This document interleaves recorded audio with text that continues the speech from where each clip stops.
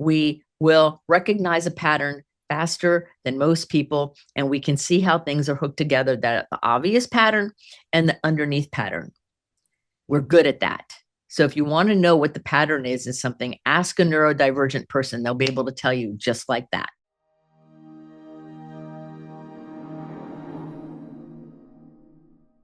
Five prominent neurodivergent superpowers.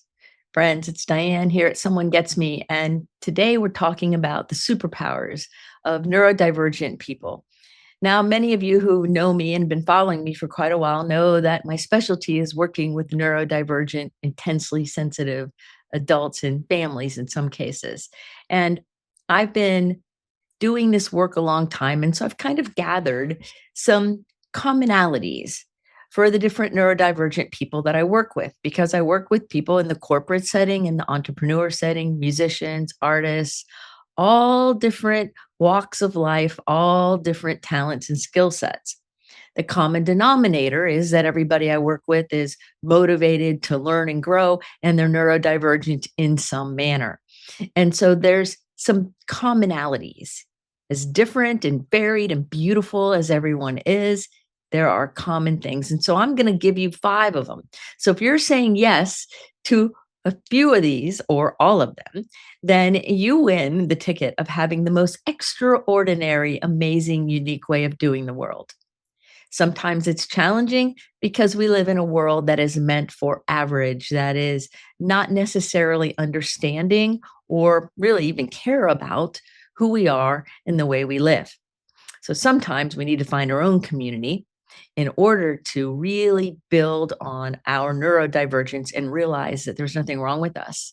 That the truth is, you are built with an extraordinary, unique wiring and unique way of living that can never be repeated again. That's the truth.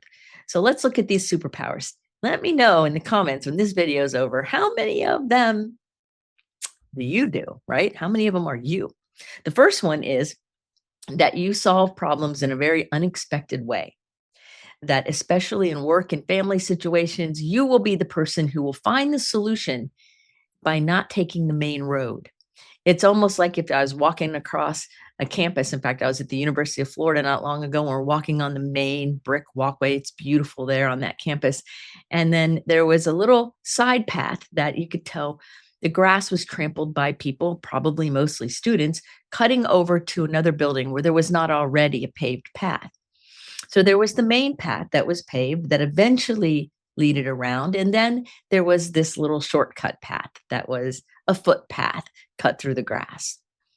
So I think that footpath cut through the grass was probably the neurodivergent people going, there is a more effective way to get to this place, do this thing, than the way it was laid out. Neurodivergent people follow a way of doing things. It's not typical. So I know in many of my career settings before I started only working with neurodivergent people, people would look at me, how did you figure that out? Or why did you think of it that way? And neurotypical people or people unaware would ask questions that to me seemed off-putting in a way or not relevant, because of course this is how I would solve it. So a lot of the young people that I work with who are solving problems differently or addressing things in a unique path, kind of like taking the maze of solving life and drilling a hole through it and doing something totally different, but yet still getting to the answer of what their vision and mission is. To me, that's remarkable, beautiful, and wonderful. I don't see it as a problem. It's unique and wonderful. So do you take unexpected paths to get to your destination, whether it's a problem you're solving or something you're trying to create? Or do you do the typical regular way? That's the first one. The second one is that you love to dive deep. Now, every single person I work with, including me, we love to dive deep. In fact, I have to be careful sometimes when I mention an idea to one of my people, because while we're still on Zoom, they will already be Googling and already researching and already asking ChatGPT and already looking for resources around the idea or concept that I just said to them before we even get the conversation done. And some of them will have an entire expose ready for me on our next meeting. Tell me all about it. And sometimes I get text messages or phone calls or emails from people with more information about the thing, whatever the topic is, whether it's a certain nutrition thing, whether it's a certain behavior, whether it's a certain way to interact or relate. Neurodivergent people think deep diving is the norm. That's how we do just about everything. So when one of my people says, "Well, Diane, I researched it," I just chuckle and go, "Of course you did. Of course you researched it. If you didn't, I would be surprised." That's how we roll. I research just about everything myself. And I don't always go as deep as some of my people do, but they go deep. All neurodivergent people, we're going to dive deeper than the norm. Now, sometimes that kind of gets in our way because we spend a lot of time diving into things that may or may not matter. But the way I look at it is this: even if I deep dive into something that isn't necessarily going to be salient in this moment with whatever the immediate issue is, that information that I'm gathering will serve either myself later or one of my clients at some point, or I'll be able to share it with a friend.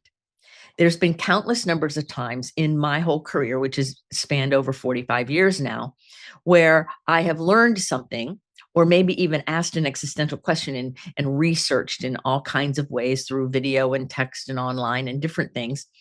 And within a week or two after me like getting this inspiration and deep diving into a topic, almost 100% of the time, within a week, a client or another friend of mine or somebody asks me about that very topic.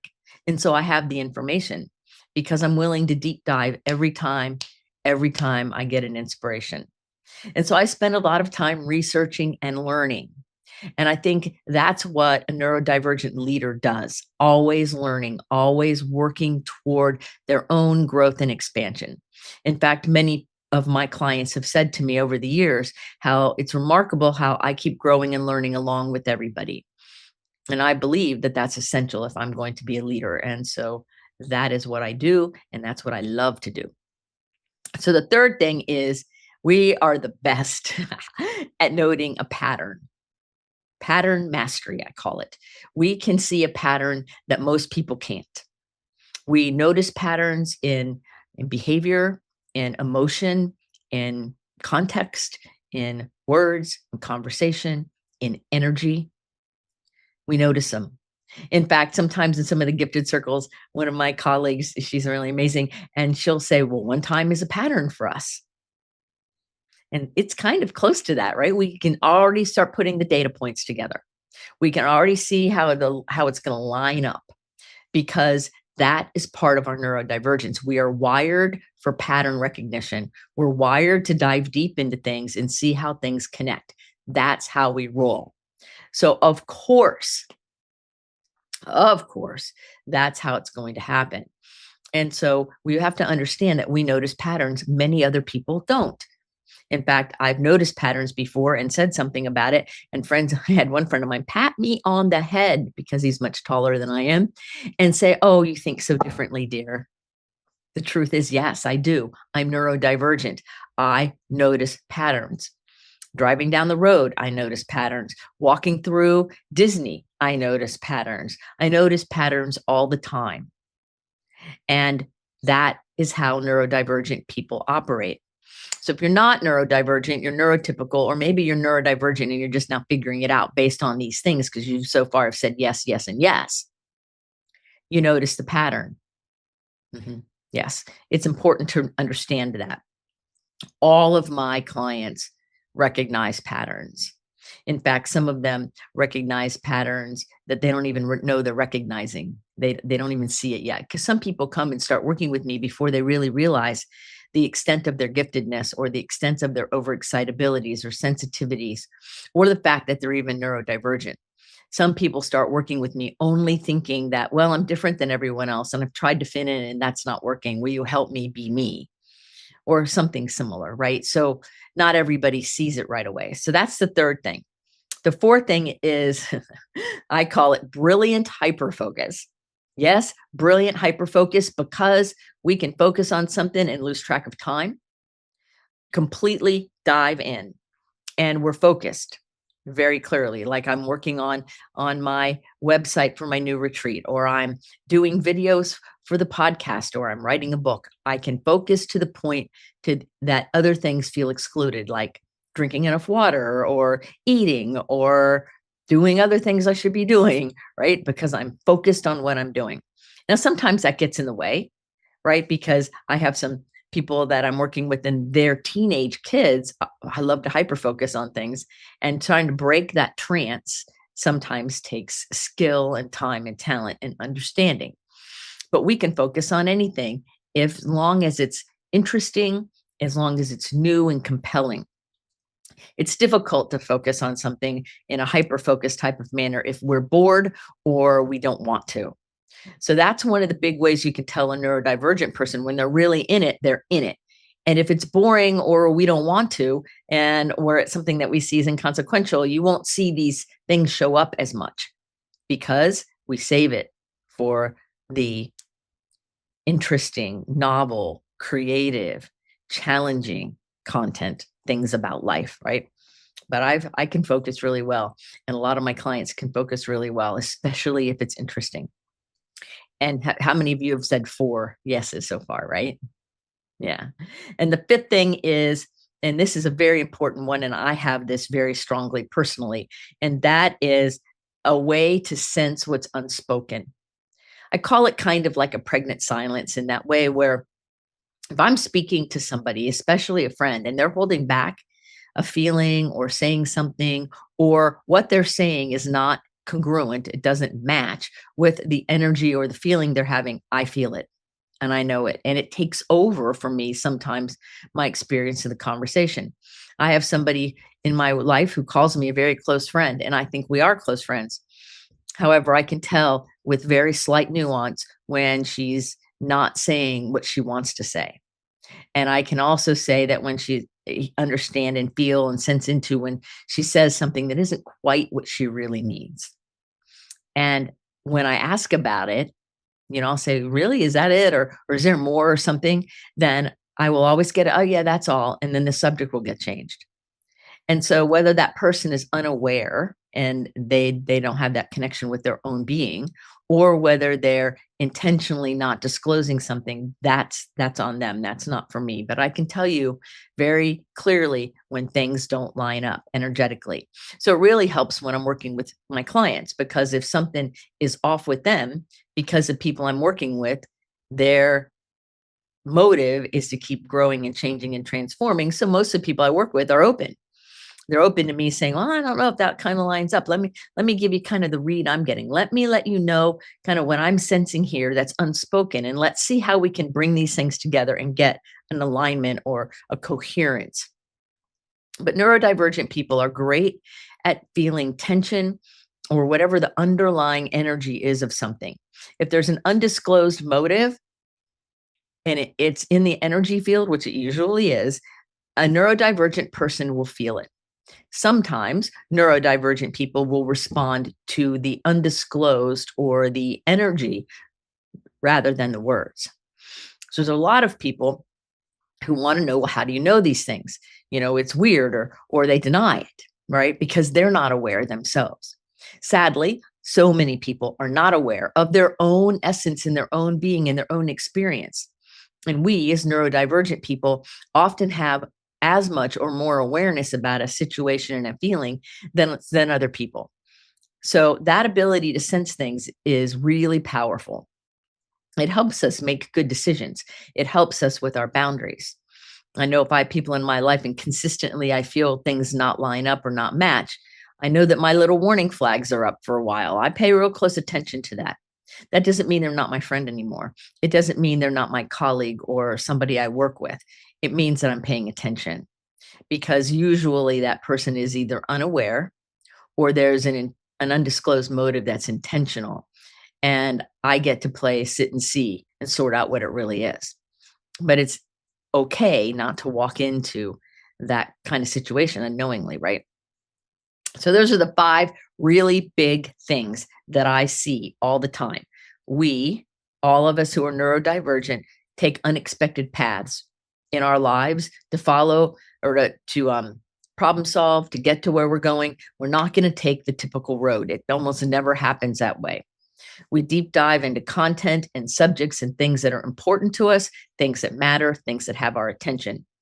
We will recognize a pattern faster than most people, and we can see how things are hooked together, that the obvious pattern and the underneath pattern. We're good at that. So if you want to know what the pattern is in something, ask a neurodivergent person. They'll be able to tell you just like that. And then we also are really good at hyper-focusing when we need to. And that's where a genius and brilliance comes out. That's where some of my books have come out, where I really focus on sharing some ideas and the books come through, or the blog comes through, or the video comes through because of that hyper-focus.